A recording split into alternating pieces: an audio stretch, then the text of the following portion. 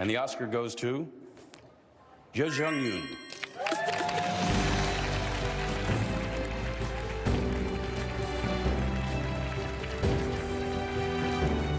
칠순을 넘긴 우리나라 원로 배우들이 해외에서 잇따라 큰 상을 받았습니다. 이들의 수상은 인종과 나이의 장벽을 허물었고 그동안 가려졌던 우리 사회 고령층의 가치와 저력마저 돌아보게 만들었습니다. 자기의 이상을 추구하고 자기의 욕망을 쫓아가는 인류의 최초의 시대가 아닌가 싶어요. 청소년이 길어지지 않아요. 앞으로 무한히 길어질 수 있는 것은 노년기밖에 없어요. 길어진 노년기를 갖다가 어떻게 보냐 하는 것이 과거와는 확연히 달라진 요즘 60, 70대. 그들의 눈부신 활약상을 만나봅니다.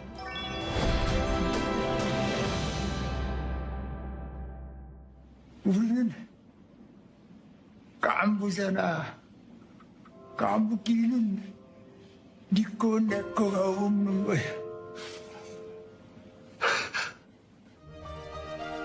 올해 79의 배우 오영수 씨는 드라마 오징어 게임으로 미국 골든글로브 시상식에서 나무조연상을 받았습니다.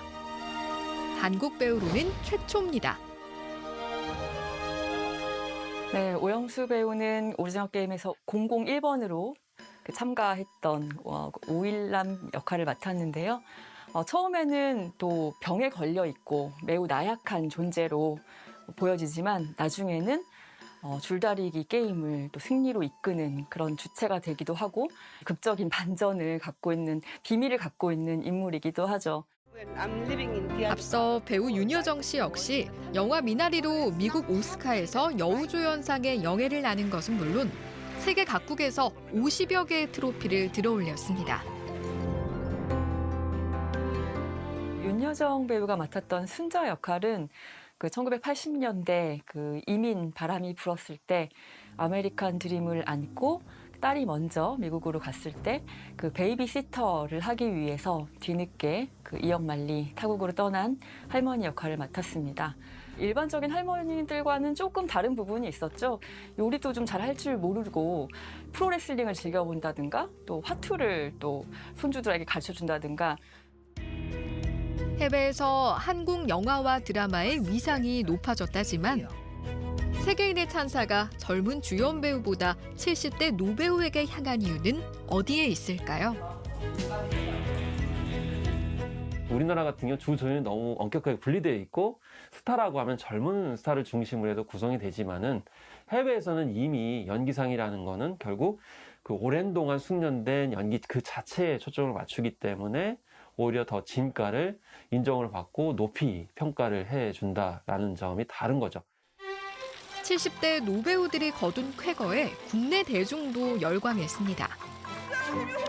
윤여정 씨는 젊은 층이 주로 보는 각종 광고와 프로그램에서 섭외 1순위가 됐습니다. 오영수 씨가 출연하는 연극은 젊음의 상징 대학로에서 연일 매진을 기록하고 있습니다. 이런 대중의 환호가 꼭 해외 수상 때문만은 아니라는데요. 무엇보다도 윤여정 씨하고 오영수 씨가 주목을 받았던 거는 그 연기나 수상 자체를 넘어서서 평소에 살아왔던 삶의 태도, 그리고 뭐 수상식이라든지 수상 이후의 인터뷰를 통해서 했던 여러 가지 어록들이 더 화제가 많이 됐거든요. 만약에 상만 받고 그런 어록이라든지 평소의 행동들이 기대에 부합하지 않았다 그러면 그렇게까지 화제가 되지 않았고 또 팬들도 이루어지지 않았을 거라서 생각이 듭니다. 문재인 대통령까지 직접 축하 메시지를 보낸 수상 당일. 정작 오영수 씨는 들뜬 모습 없이 평소처럼 연극 무대에 올랐습니다. 오징어 게임 극중 배역과 명대사를 활용한 광고 출연 제안도 많았지만 모두 거절했습니다. 정신없이 바쁘고 이것저것 많이 의뢰가 들어오고 광고고 뭐고 막 들어오는데 왜 연극을 선택하느냐 그렇게 얘기하는 사람도 있고 그랬지만 갑자기 그 오징어 게임이라는 작품을 통해서 이렇게 부각이 돼서 내가 이렇게 좀 자제력을 잃고 지금 뭔가 이렇게 하고 있지 않은가 하는 그런 생각을 갖고 있었는데 그 어떤 차례에 이 작품이 나한테 의뢰가 와서 지금까지 지향해온 내 모습 그대로 변하지 않는 모습으로 가게 되게끔 어떤 동기를 주어진 것 같아서 뜻깊게 생각하고 세간의 관심에도 의연한 행보는 윤여정 씨 역시 마찬가지입니다. 노배우 윤여정입니다. 제가 어느덧 이제 바라볼 것보다는 돌아볼 게 더 많은 나이가 됐어요. 바라볼 게 많은 여러분이 세계 사람들하고 소통하고 나누고 그럴 수 있었으면 좋겠습니다. 그게 제 바람입니다. 안 앉을 거예요? 앉아. 스스로를 나이든 노배우라 칭하는 모습에서 권위적인 모습은 찾아볼 수 없었습니다. 대중이 두 70대 배우에게 열광하는 이유 중 하나입니다. 이분들에 대해서는 이렇게 한 길을 50년씩 정말 묵묵히 어떤 스포트라이트를 받든 안 받든 자기의 그 길을 직업 정신을 가지고 걸어온 분들이기 때문에 존경심을 갖고 바라보게 되는 거죠. 젊은 사람들에게는 나도 지금은 별로 주목받지 못하는 존재지만 언젠가는 저런 존재가 될 수 있다라는 희망을 갖게 해주고 노배우와 노년기에 대한 존경 섞인 시선은 대중문화 곳곳에서 다양하게 나타나고 있습니다. 안방 극장에선 주연급 출연진이 모두 60에서 70대 배우로만 이루어진 드라마가 등장했고 치매라는 다소 무거운 주제도 색다른 시선으로 풀어내기 시작하며 치매 노인의 마지막 꿈을 그린 드라마가 화제를 낳기도 했는데요. 할아버지, 발레가 왜 하고 싶어요? 죽기 전에 나도 한 번은 날아오르고 싶어서. 70대 배우 고두심 씨가 주연을 맡은 영화 빛나는 순간은 30대 남성과의 파격적 사랑을 다뤘지만 관객의 호평을 받는 등 고령 사회를 맞아 대중문화 속 노년의 모습도 이를 보는 대중의 시선도 바뀌고 있습니다. 지금은 많이 달라지고 있죠. 예전에는 노인이라고 하면 주로 뭐 소외되고 배제되고 좀 보듬어야 될 그런 대상이었거나 한편으로는 가부장적인 모습들이 보였습니다. 그래서 양극단으로 이렇게 치우쳐서 보여졌었는데 요즘 흐름 같은 경우에는 약간 그 모든 것들을 아우르는 형태로 좀 진화하고 있지 않나. 우리나라는 전체 인구 중 65세 이상 비중이 16%를 넘는 고령 사회입니다. 우리나라가 OECD 국가 중에서 고령화 속도가 가장 빠르죠. 65세 이상 인구가 이제 7% 이상일 때 고령화 사회, 그 다음에는 고령 사회, 전체 인구의 14%, 그 다음에 초고령 사회가 20% 이상이 될 텐데요. 예를 들어서 프랑스 같은 경우에는 고령 사회에서 초고령 사회로 가는데 40년이 걸리는데 우리나라는 2018년에 고령 사회에 진입했고 2025년에 불과 7년 만에 초고령 사회로 진입하기 때문에 굉장히 빠르게 진입하는 거죠. 특히 대한민국의 성장을 이끈 베이비붐 세대가 최근 은퇴를 하고 고령층에 접어들며 노인 세대의 변화를 주도하고 있습니다. 광복절부터 해서 6.25 때 동란까지 태어났던 사람들 갖다가 산업화 세대, 그다음에 그 일제시대 태어난 사람을 갖다가 산업화 이전 세대라고 하는데 이 세대들하고 이 베이비붐 세대라고 굉장히 차이가 커, 이 부분이. 베이비붐 세대들은 사실은 산업이 일어나는 과정에서 성장하면서 그 많은 경제적 혜택을 많이 받게 돼 있어요. 보다 자기 중심의 추구를 할 수 있고 또 자기가 경제 여유가 있기 때문에 자기 선호한 것을 갖다 직접적으로 실현시키려는 노력, 욕구도 있고 이것이 산업, 경제, 문화예가 모든 콘텐츠 산업 모든 데서 큰 영향을 미치는 거죠. 영향력을 보여주듯 새로운 노인 세대를 일컫는 신조어도 많은데요. 신중년, 욜드, 58세대, 액티브 시니어 등 모두 활기찬 노년을 의미하는 단어들입니다. 활동적인 시니어, 그다음에 액티브 시니어 이거를 강조하는 거는 노인들의 활동적이고 주체성 이런 것들을 강조하는 거죠. 최근에 어르신들이 예전의 어르신들보다 좀 경제적으로 좀 독립을 하셨고 그다음에 건강적인 측면도 굉장히 건강하기 때문에 그런 활동적인 측면을 강조하다 보니까 우리가 액티브 시니어라는 얘기를 많이 쓰는데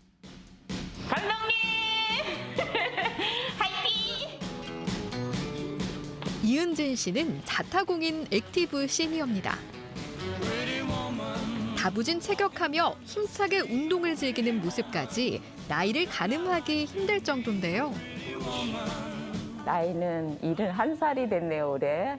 제가 젊었을 때는 학원을 운영했었어요. 한 근 30년 가까이. 하루 일과는 아침에 새벽 5시에 일어나요. 그래서 이제 나를 깨우면서 내가 하고 싶은 공부라든가 아니면은 뭐 하루 계획을 세워요. 이은진 씨의 일과에서 큰 부분을 차지하는 건 바로 카누 연습입니다. 좁은 보트를 타고 속도를 겨루는 카누는 힘과 기술이 모두 필요한 종목인데요. 이은진 씨는 약 2년 전 나이 70을 바라보던 때에 난생 처음 카누 보트에 올랐습니다. 코로나가 시작돼가지고요.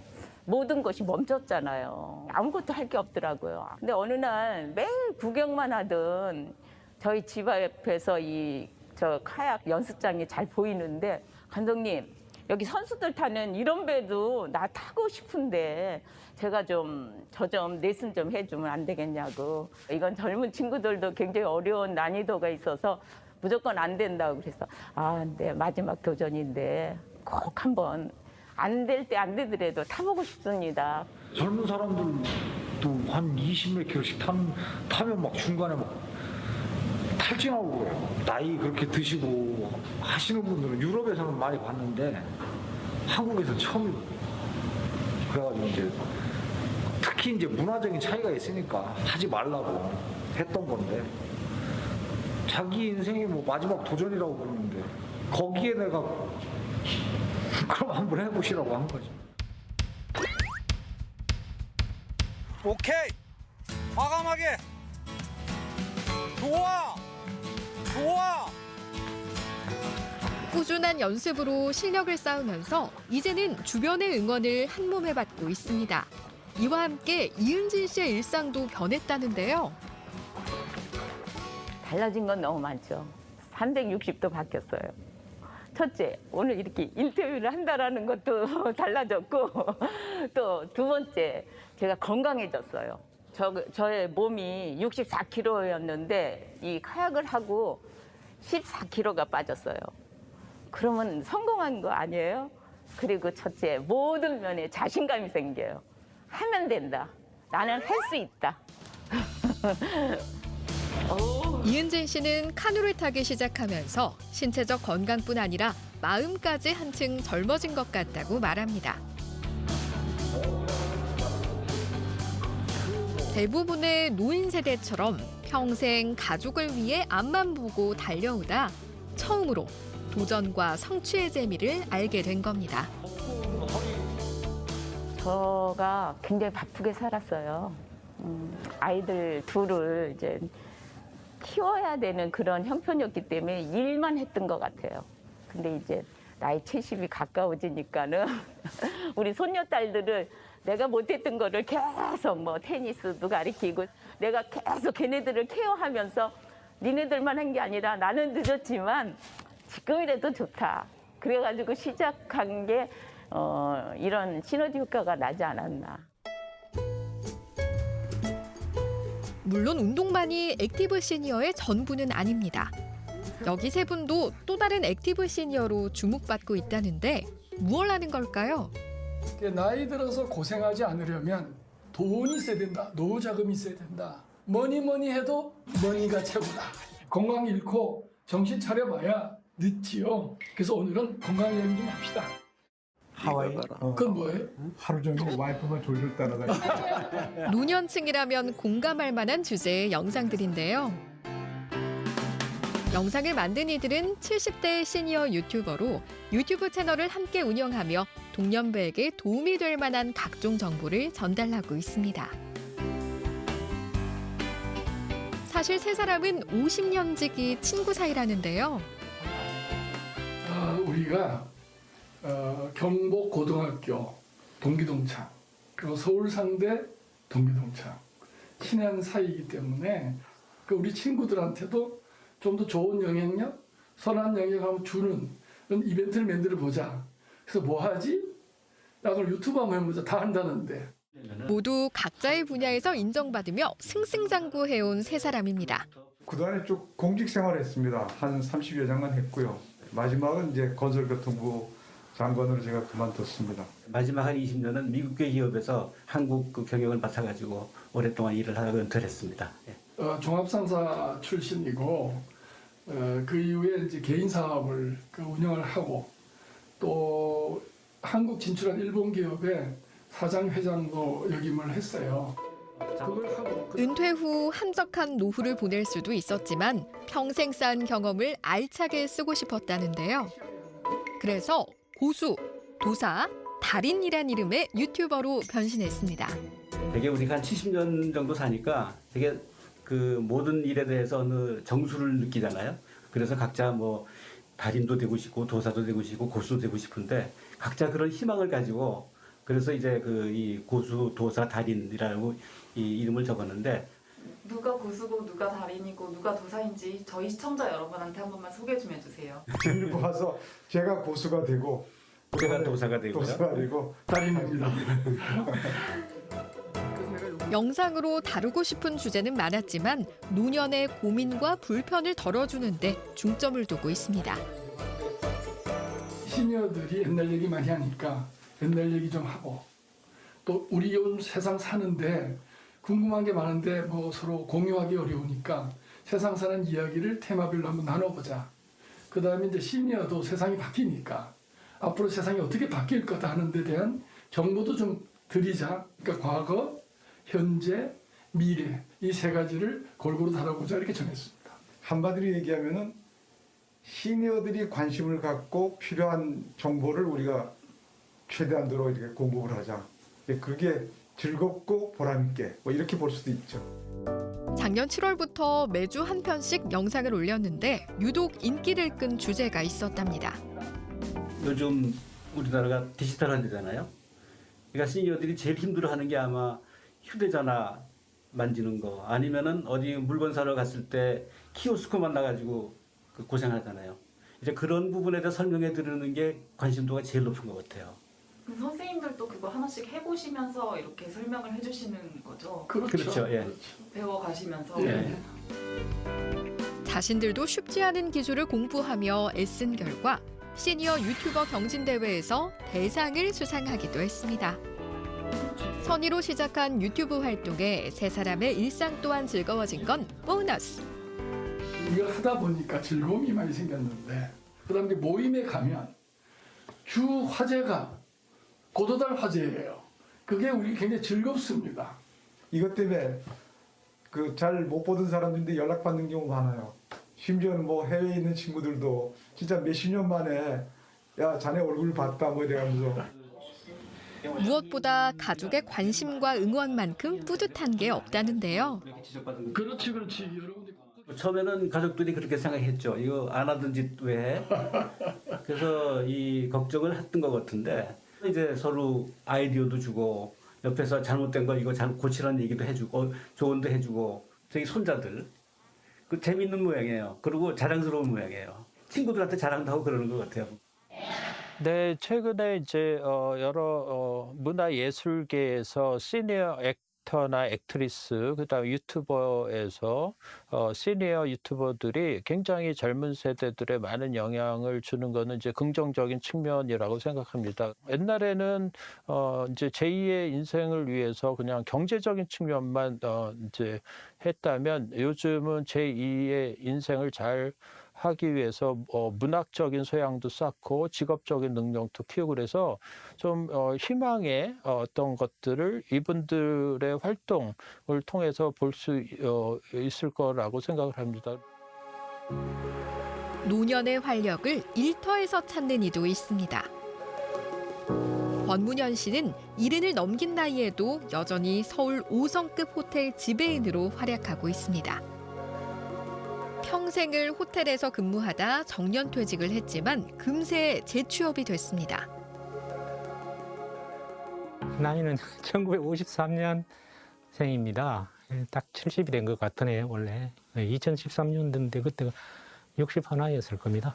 조선호텔은 61에 정년퇴직하니까 거기서 퇴직을 하고 이제 다른 데 한번 가서 또 한번 도전해서 일을 해봐야지 하고 찾던 중에 이제 또 연락이 오게 되고 여기 와서도 면접 보게 되었죠.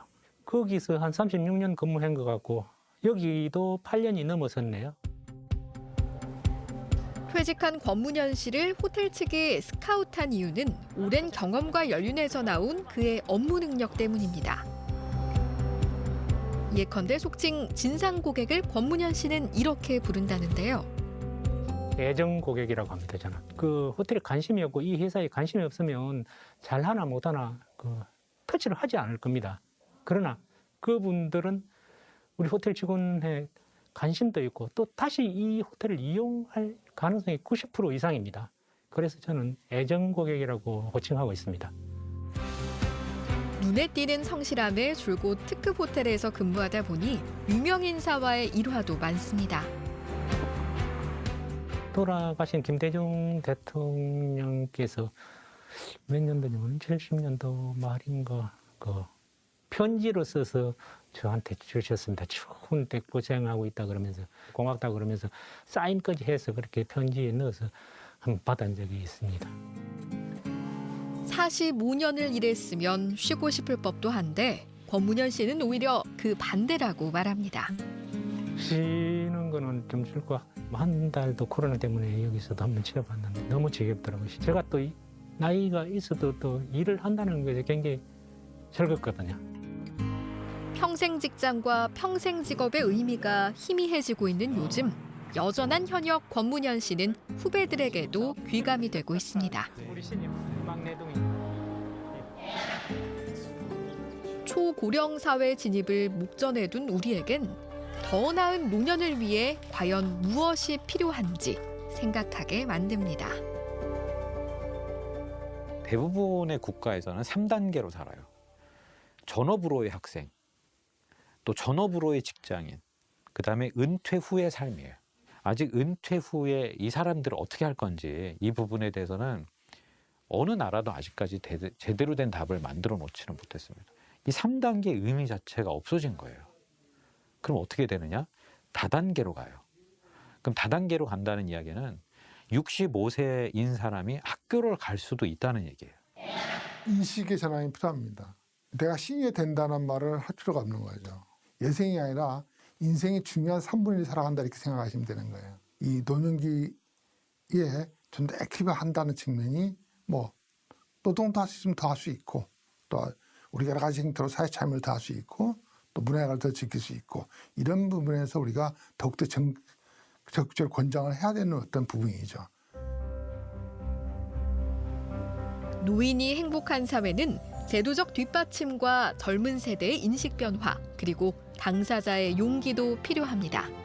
도전은 살아있다라는 증거라고 볼 수 있어요. 내가 살아있지 않으면 도전할 수도 없잖아요. 그렇기 때문에 이 도전이라는 것은 오늘 내가 살아있는 그 행복감, 그것을 맛볼 수 있는 어떤 건지 모르고 달려들었어요. 정말 그 모르면 용감하다 그러는 것처럼 달려들었는데 하다 보니까 이렇구나 저렇구나. 젊었을 때 도전 이퀄 결과가 기대를 되는 거잖아요. 우리의 도전은 어떤 그 물질적인 어떤 결과를 기대하지 않는 도전, 소위 정신적인 즐거움을 위한 도전 이것이기 때문에 좀 맛이 다른 것 같아요. 우리 시니어들이 항상 호기심을 유지하고 있고 뭔가 배우고 시도하고 그러면 뭐 나이에 상관없이 청춘 아니냐 그런 생각이 듭니다.